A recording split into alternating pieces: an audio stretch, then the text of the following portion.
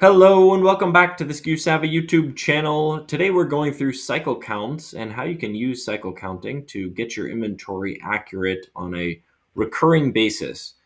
So let's just jump right into it here. As you can see, we are in SKUSavvy and we have gone into our warehouse, inventory, cycle counts, and now we're creating a cycle count. Before we actually get to the creation of a cycle count, we're going to go through the settings for your cycle counts. So if you go into the main company dashboard, down to settings and go over to cycle counts, here you can see that if you're not actually using cycle counts, you could just turn this off for your account. If you are doing bin scans or item scans, then you're going to want to turn on both of these. So to require a bin scan as well as an item scan of the items and the bins being counted, that's going to enable your team to move a little bit faster through the cycle count. And you can also choose to do a blind count, which means that SKUSavvy wouldn't actually show what the system value is for the quantity expected, so that your staff would just go through, count, and then after they complete, they will note any kind of differences, and then you'll be able to see the quantities and the differences. So now that we've got the settings turned up, I am going to head back into our warehouse here, go over to inventory, cycle counts. Now I've already created a few different cycle counts, but let's go through the two different methods. Number one, automated cycle count. So this is going to, as you can see here, this is going to count the least recent counted bin. So this is going to put the bins that have not yet been included in a cycle count. Now we also do have the ABC analysis of products that can start to factor into how frequently a specific bin will be counted. So from the automated method, you would just select the number of bins, and SKUSavvy is just going to go through, select the bins, and add them to a count. And down here, we can assign specific employees to the count itself. They'll get a notification that they've been assigned to a cycle count. The next method of counting is the manual count, where we would just go through, select our bins that we want to count. Now, if you're trying to count a specific SKU, the recommended strategy there is just to go over into your inventory, find the product, and note the bins that that product is currently held within, and then go through and count those bins. So I've already gone ahead and assembled an account here.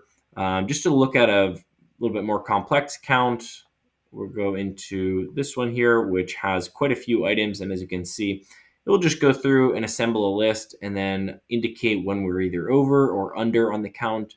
Let's go back into the count here that we haven't actually started yet. So at this point, let's just assume you are using scanning. All you would need to do is just simply walk up, scan the bin, and then start scanning the items in that bin. You can have multiple staff accounts working on one cycle count at one time.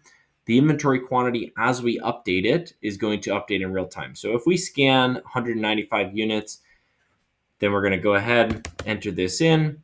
Now you could just scan one unit and then enter the quantity as well, or you can scan every single unit here. So I'm just going to go ahead now, because I'm not using scanning, or if you are not using scanning, you can just simply click on the item or tap on it if you're on an iPad. Tap on the item, enter the quantity, and tap save.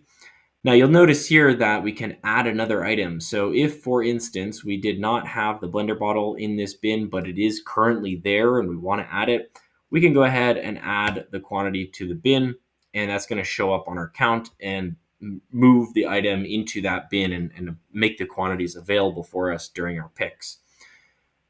Now we can also, so going down through here, we can just simply complete going through the rest of the count. Now I'm going to do actually one that's under, and I'm going to leave this one uncounted for now. And so what we could do here is if we click on complete, we can see the changes that we're making. So as you can see down here, this one has not been counted, which means that it is actually going to remove 50 units. So if you didn't mean to count that one and you actually don't want to count, don't want to consider that as part of the counted adjustments, then you can uncheck the ones that you don't want to consider in the account. I'm going to go ahead and leave these. We could also make adjustments at this point. Now, if we were to complete this count, of course, all of these adjustments would be made here. So let's go ahead and we'll make this one whole. Put this as 50. And now I'm going to go ahead, complete this. So we can see there's the adjustments being made.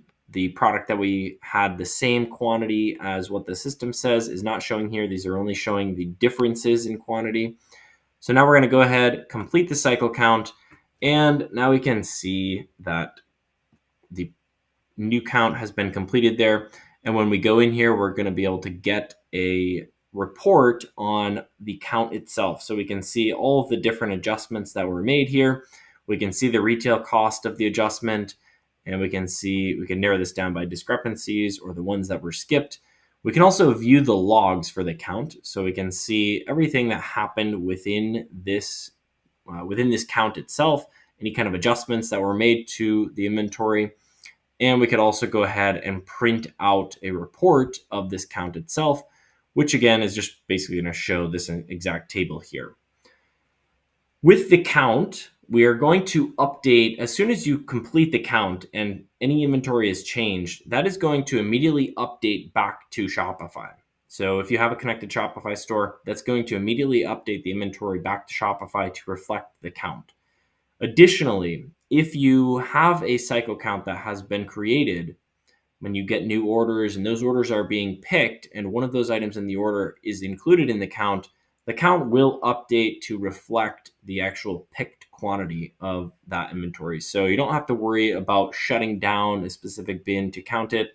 You can just simply create the count, go through and start counting, and those will also be reflected as you're picking the product. So hopefully that was helpful. Just a very quick video on how to perform cycle counts within SKUSavvy. As always, we appreciate your support on the channel. Please subscribe, and we look forward to seeing you on the next video.